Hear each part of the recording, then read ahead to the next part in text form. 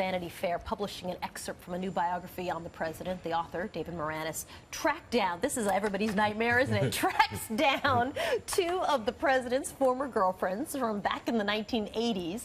Here's a passage from the diary of Genevieve Cook, who lived with Obama here in New York.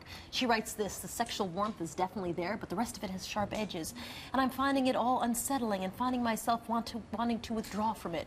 I have to admit that I'm feeling anger at him for some reason, multi-stranded reasons. Oh, the overwriting.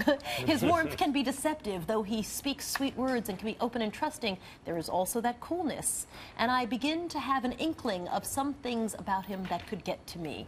The angst of love of 20-year-olds. I'm sure Michelle's loving that. You know? I'm sure she's like, wow, that girl's a bad writer. Right. But this is the best part. This is nothing for the First Lady to be worried about. You know, your biggest fear is that some letter or some old girlfriend will come out with letters detailing some tawdry details. He just wrote about his existential angst. I mean, and wrote right. and wrote. The at like girlfriend. 22. Yes, yes. If he comes out clean after these, and I think he's good. I think he comes out clean. It actually reinforces a lot of the perception we have of him, that he's cool, as you just read from his ex-girlfriend, but also a guy who was seeking to find his identity, that he had lived between so many worlds, between black and white, between Kansas and Kenya, which he'd never lived in either, but where his families had come from, seeking to find his identity. Who am I? I think that's really interesting. They write back and forth about who they're reading and poets and. Right. I'm like, can't you guys just make out already? Like, you're 22. God.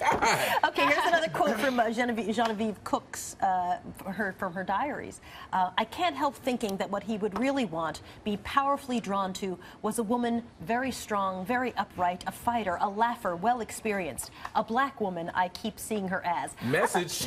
Well, you know what's interesting is that it's a really good description of Michelle Obama. That's exactly right. Like, hello. That's why Michelle should be so happy about this. I mean, this is a perfect pathway to Michelle Obama. That she wasn't the right one. He needed a Michelle, and he got his own Michelle. If somebody says, "Hey, we got some letters from you between you and your old ex-girlfriends," this is about as good as it gets.